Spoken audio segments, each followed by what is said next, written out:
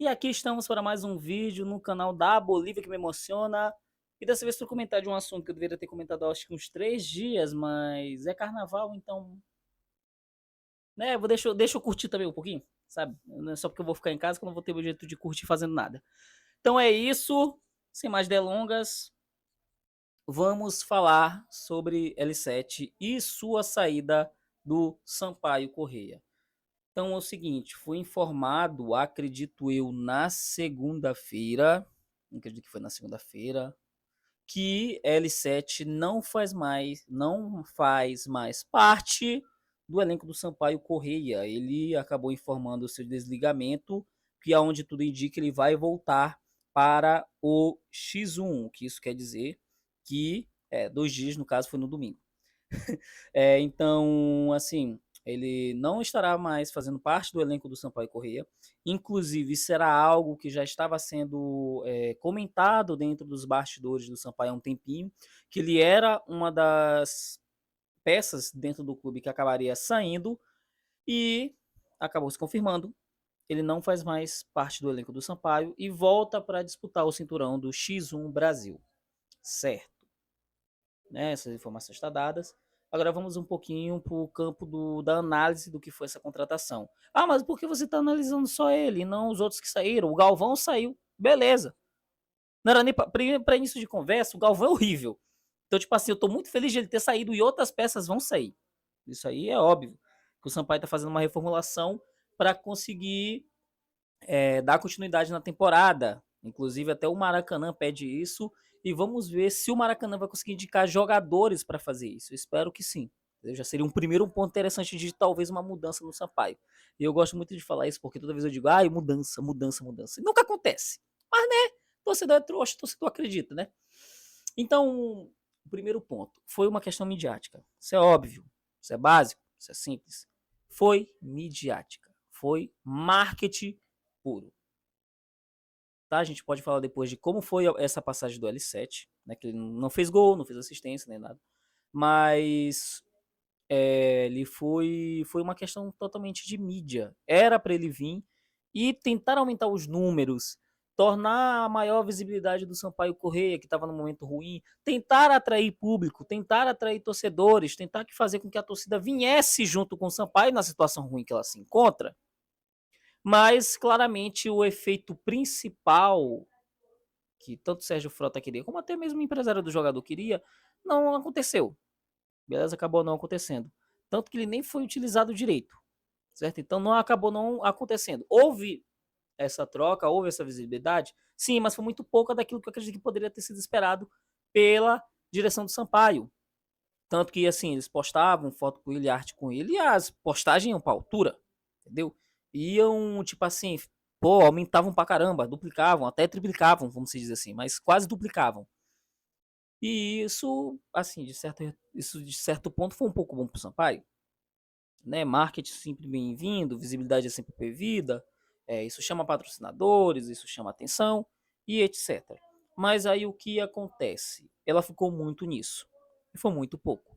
Então foi para marketing, para o puro marketing. Primeiro, aí vem a segunda coisa, né? Primeira coisa, agora a segunda coisa. Ele não deveria ter vindo. Nada contra o jogador L7. Eu acompanhei, inclusive, a final que ele venceu. Ele é um bom jogador, ele é um dos melhores jogadores de X1. Isso aí não tem discussão. Ele é um dos melhores jogadores de X1 do Brasil. E pra mim, eu até comentando com as pessoas e falo, cara, porque, tipo assim, ele não visou a Kings League, por exemplo, que vai ter aqui no Brasil, porque ele não visou esse campeonato. Que ali eu acho que seria muito interessante, seria um outro passo interessante para ele, que ele vai estar jogando num campeonato muito mais midiático e ele pode trazer essa mídia também para qualquer equipe que ele fosse. Ah, mas porque ele não foi para um outro time de futebol? Poderia também ter sido interessante, mas ele está visando algo maior para a carreira dele. E querendo ou não, você ir jogar no Sampaio é uma visão interessante, é uma visibilidade importante, é um passo grande na carreira para um cara que está tentando achar o seu espaço dentro do futebol de 11, vamos dizer assim.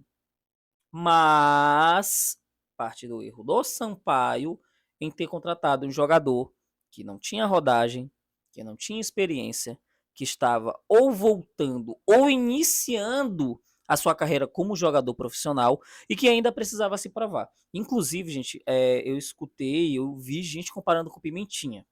Sem brincadeira, eu vi gente comparando com o Pimentinha a situação dele. Pessoal, eu era novo na época. Eu tinha 11, 12 anos, certo? Mas, pesquisando um pouco, o Pimentinha, quando chega no Sampaio em 2012, ele já tinha, no mínimo, um ano de profissional.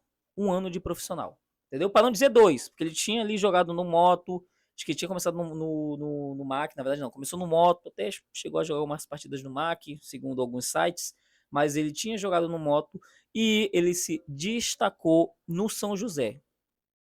Ele se destacou. Ele foi contratado como uma aposta, mas de um jogador que já tinha se destacado no São José, tanto no Campeonato Maranhense, e depois ele foi contratado para jogar a Copa União, né, a antiga Copa União, e para a Série D. Ele veio como uma contratação que era uma aposta do Sampaio para a Série D, de um jogador que foi um dos principais destaques do São José, que na época o São José batia direto fase final, semifinal, não chegou na final, mas sempre era um time muito chato de enfrentar, era um time muito complicado de enfrentar. E até o Bimi tinha falado esse podcast. Então ele já veio como uma aposta que tinha mais chance de se fundamentar como boa e ter retorno. E não de um jogador que literalmente começou na segunda divisão, na Série B do Maranhense, não jogou quase nenhuma partida, jogou uma ou duas partidas, não rendeu e que de cara ganhou de presente, vou jogar no principal time do Maranhão. Não era assim. Se ele tivesse tido uma maior rodagem, jogado em outras equipes, ou até mesmo aceitaria, vamos dizer assim, se ele tivesse chegado no São Luís, que foi a equipe que ele jogou a Série B, e ter sido o destaque do São Luís, que foi vice-campeão da Série B. Vice-campeão não, vice-campeão Perdão, que ficou nas semifinais, se eu não estiver enganado, né? Porque quem subiu foi o IAP e o Real Codó. Então, ele não fez parte, ele não foi titular numa equipe que não conseguiu nem subir da Série B do Maranhense, certo? E nem se destacou. Pra gente dizer, ele teve um destaque e tal. Mesmo assim, ainda teria um pé atrás. Pô, beleza, se destacou na Série B, mas vamos ver como ele vai se destacar na Série A. Mas é uma aposta de qualquer jeito. Foi, assim, literalmente uma aposta total do Sampaio, um risco total de que não deveria ter feito e que não deu certo. E que até, querendo ou não, era esperado, vamos dizer assim. Por fim, quando chega no Sampaio, não foi bem utilizado, não foi, não teve oportunidades, jogou só uma partida de titular de 45 minutos, de atacante, ele era ponta. Aí você contrata um jogador, que não era para ter vindo, pega, utiliza muito mal ele e não dá as oportunidades devidas, gente, pelo amor de Deus, o que você pode esperar? Certo? A maioria dos jogos ele jogou de atacante, gente, ele é ponta. O mínimo que se deveria ter feito é jogar ele na ponta, de preferência, ponta direita, por exemplo. Jogava ele na ponta direita, com espaço para ele conseguir progredir e ver como ele ia conseguir se desenvolver. Mas o planejamento do Sampaio é tão cagado, é tão bosta, que simplesmente pegou, não tinha um atacante reserva e teve que colocar ele no lugar do Alan James, que é um péssimo atacante. Então ele foi muito mal aproveitado, ele foi muito mal utilizado. E numa situação que pelo menos era para ele ter sido aproveitado, vamos dizer assim, já que não era para ter vindo, já que tá aí, vamos aproveitar ele o máximo que puder.